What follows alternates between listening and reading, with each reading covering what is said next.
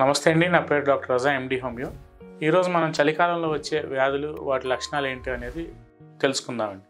జనరల్గా చలికాలం అంటే మనకి జనరల్గా మీకు నాకు అందరికీ తెలిసిందే. Main and foremost thing irrespective of the season, అంటే చలికాలం అనేదే కాదు, సమ్మర్ కానీ వింటర్ కానీ రైనీ సీజన్ కానీ మనం మెయిన్గా మనం ఒక ఊపిరితిత్తుల సమస్యలకి ఎఫెక్ట్ అవుతున్నాం, బారిన పడుతున్నాం అంటే మనకి ఫస్ట్ అండ్ ఫార్మోస్ట్ థింగ్ ఏంటంటే పొల్యూషన్. మనకి ఎన్విరాన్మెంట్లో కానీ అట్మాస్ఫిరిక్ పొల్యూషన్ వలన అంటే కాలుష్యం వలన జనరల్గా మనం ఈ ఊపిరితిత్తుల సమస్యలను ఎక్కువగా బారిన పడటం అనేది జనరల్గా కామన్గా జరుగుతుందండి. ఏ ఏజ్ గ్రూప్ వాళ్ళు ఎక్కువగా ఈ ఎన్విరాన్మెంటల్ పొల్యూషన్స్ వలన ఎఫెక్ట్ అవుతూ ఉంటారు అంటే చిన్నపిల్లల్లో మనం బిలో 8 తీసుకొని, పెద్దవాళ్ళలో అబోవ్ 60 అంటే వృద్ధుల్లో old age people above 60 years age group వాళ్ళు ఎక్కువగా ఎన్విరాన్మెంటల్ పొల్యూషన్స్కి ఎఫెక్ట్ అవుతూ ఉంటారండి.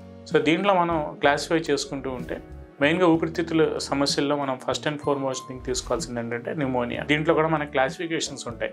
చాలా బేసిక్ క్లాసిఫికేషన్ మనం తీసుకుంటే అలర్జీస్. ఈ అలర్జీస్ పోయి ఒకనొక దశలో ఈ ఊపిరితిత్తుల వరకు న్యూమోనియా వరకు వెళ్ళిపోయే స్కోప్ కూడా చాలా మందిలో ఇప్పుడు ఈ రోజుల్లో కనిపిస్తుందండి. మెయిన్గా మనం మెట్రో సిటీస్లో తీసుకుంటే ఢిల్లీ కానీ, లేదంటే బాంబే, హైదరాబాద్, బెంగళూరు, చెన్నై ఇట్లాంటి సిటీస్లో మనం తీసుకుంటే ఎన్విరాన్మెంటల్ పొల్యూషన్ అనేది చాలా ఎక్కువగా కనిపిస్తూ ఉంటుంది.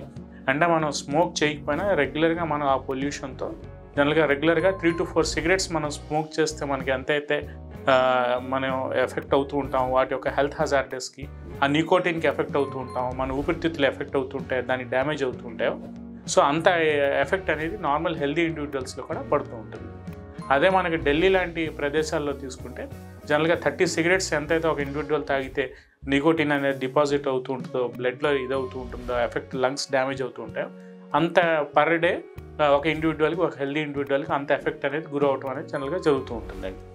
ఈ న్యూమోనియా మనం క్లాసిఫై చేసుకుంటూ వెళ్తూ ఉంటే దీంట్లో మనకి బ్యాక్టీరియల్ న్యూమోనియా అని, ఫంగల్ న్యూమోనియా అని, వైరల్ న్యూమోనియా అని జనరల్గా క్లాసిఫై చేస్తూ ఉంటాం.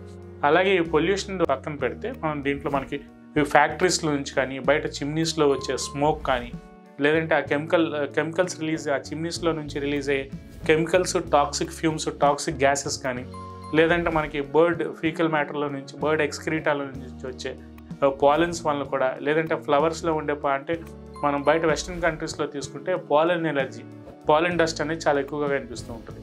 ఇట్లాంటి కండిషన్స్లో కూడా ఈ ఊపిరితిత్తుల సమస్యలు కానీ, ఎలర్జీ సమస్యలు కానీ ఎఫెక్ట్ అవుతూ ఉంటాయండి. దీంట్లో ఏంటంటే మనకి ఏవైతే లోపల ఊపిరితిత్తుల అల్వియోలై ఉంటాయో, అంటే గాలి గొట్టాలు, ఈ అల్వియోలై అనేది మనకి గాలి సంచుల్లాగా మనకి ఉంటాయో, ఆ అల్వియోలస్లో ఏదైతే ఈ మ్యూకస్ చేరి ఇన్ఫెక్షన్ అయ్యి, అంటే ఇన్ఫెక్షన్ ఒకవేళ దారి తీస్తే కనుక అక్కడ ఆ మ్యూకస్ మెటీరియల్ ఏదైతే ఉంటుందో ఆ అఫెక్టెడ్ మ్యూకస్ అనేది మనకు అక్కడ చేరినప్పుడు జనరల్గా ఈ న్యూమోనియాకి ఒకసారి దారి తీస్తూ ఉంటుంది.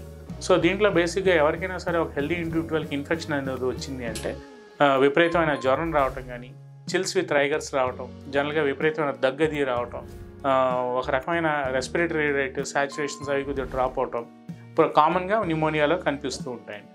అది న్యూమోనియానా, లేదంటే సింపుల్ అలర్జిక్ బ్రాంకైటిసా, లేదంటే అది ఏదైనా క్రానిక్ బ్రాంకైటిసా, లేదంటే ఇంక ఇతరితర ఊపిరితిత్తుల సమస్యలు, ఇంకా ఏమైనా మనం పెద్ద సమస్యలు ఆలోచించుకుంటే ఏదైనా లంగ్ క్యాన్సర్సా, అట్లాంటి కండిషన్స్ ఏమన్నా ఉన్నాయని మొత్తం మనం ఇవాల్యుయేట్ చేసుకోవాలి అనుకుంటే సింపుల్గా చెస్ట్ ఎక్స్రే తీసుకోవటం, లేదంటే ఇంకేదైనా అవసరం అయితే హెచ్ఆర్సిటీ లాంటి టెస్టులు, సిటీ స్కాన్ అవి చేసుకోవటం ద్వారా ఆ లంగ్స్ ఎంతవరకు మనకి డ్యామేజ్ అయినాయి ఈ పొల్యూషన్స్ వలన, లేదంటే మన regular day to day activities వలన మనం ఎంతవరకు మన ఊపిరితిత్తులు డ్యామేజ్ అవుతున్నాయి మనకు తెలియకుండా అనేది మనం మొత్తం కండిషన్ మనం చేసుకుంటూ, కొంతమందికి కొన్ని సింపుల్ స్పైరోమెట్రీ టెస్ట్ అని ఉంటుంది. ఒక ట్యూబ్ మనం ఒక గాలి గొట్టం లాంటి నోట్లో పెట్టుకుని డీప్ బ్రీతింగ్ చేసి గాలి అనేది బయటకు వస్తే జనరల్గా ఆ బాల్స్ అనేవి పైన టచ్ అయ్యి లంగ్స్ ఎంతవరకు ఇన్హేల్ అవుతున్నాయి, ఎంతవరకు ఎగ్జైల్ అవుతున్నాయి, అంటే లంగ్స్ ఎంతవరకు ఎక్స్పాండ్ అవుతున్నాయి, సంకోచం వ్యాకోచం అనేది ఎంతవరకు జరుగుతుంది అనేది మనకి ఆ స్పైరోమెట్రీ టెస్ట్ ద్వారా మనకి తెలుస్తూ ఉంటుంది. ఇట్లా రకరకాల టెస్టుల ద్వారా మన ఊపిరితిత్తుల కండిషన్, మనం ఎంతవరకు హెల్దీగా ఉన్నాం, ఎంతవరకు అన్హెల్దీగా ఉన్నాం, ఎంతవరకు మన లంగ్స్ ఇన్ఫెక్ట్ అయినాయి అని మనకు ప్రాపర్గా తెలిసిపోతూ ఉంటుందండి. అలాగే మనకు కొంతమందిలో మనం ఇంకా కొద్దిగా ఓల్డ్ ఏజ్డ్ పేషెంట్స్లో మనం చూస్తుంటే న్యూమోనియాతో బాధపడే వాళ్ళలో గాలి తీసుకున్నప్పుడు గుర్రుమని లంగ్స్లో ఒక రకమైన వీజ్ అనేది వస్తూ ఉంటుంది, మనకి అది తెలుస్తూ ఉంటుంది, మనకి వినిపిస్తూ ఉంటుంది. వితౌట్ స్టెథోస్కోప్ పెట్టకపోయినా, మనం ఆస్కల్టేట్ చేయకపోయినా మనకి అది బయటికి మనకి తెలుస్తూ ఉంటుంది. ఇట్లాంటి క్రానిక్ కండిషన్స్లో ఉన్నప్పుడు తద్వారా మన హోమియోపతి ట్రీట్మెంట్ ఏంటంటే depending upon the severity and chronicity of the disease, అంటే ఆ వ్యాధి ఎంతవరకు ఆ లక్షణాల ప్రభావితం ఆ ఇండివిజువల్ మీద చేస్తుంది అనేది చూసుకుని మనం ట్రీట్మెంట్ తీసుకుంటూ, తద్వారా మనం బయటికి వెళ్ళినప్పుడు ఒక మాస్క్ అనేది కంపల్సరీగా, మనం కరోనాలో మనం అందరం మాస్క్ వాడుకున్నాం, అదే కొద్దిగా ఏజ్ పీపుల్ అయితే మాస్క్ పెట్టుకోవటం, రెగ్యులర్గా బయటకు పొల్యూషన్కి వెళ్ళినప్పుడు వాళ్ళు సెల్ఫ్ జాగ్రత్తలు ఏవైతే ఉన్నాయో అన్నీ తీసుకోవటం. మనకి ఒక 5 to 6 years బ్యాక్ మనకు కరోనా నేర్పించిన కొన్ని హ్యాండ్ హైజీన్ హ్యాబిట్స్ కానీ, లేదంటే మనం రెగ్యులర్గా మాస్క్ వాడుకోవడం కానీ బయటకు వెళ్ళినప్పుడు, ఇవన్నీ మనం ఏవైతే ప్రికాషన్స్ అప్పుడు పాటించామో కొంతవరకు మనం ప్రికాషన్స్ అన్నీ పాటించమైనా కొంతవరకు 50 to 60% వరకు మనం తీసుకునే ప్రికాషన్స్తో కూడా ఇట్లాంటి ఊపిరితిత్తుల సమస్యలకు బారిన పడకుండా, ఎటువంటి మందులు అవసరం లేకుండా ఒక హెల్దీ లైఫ్ అనేది మనం కొనసాగించవచ్చని ఈ వీడియో ద్వారా నేను చెప్పదలుచుకున్నాను.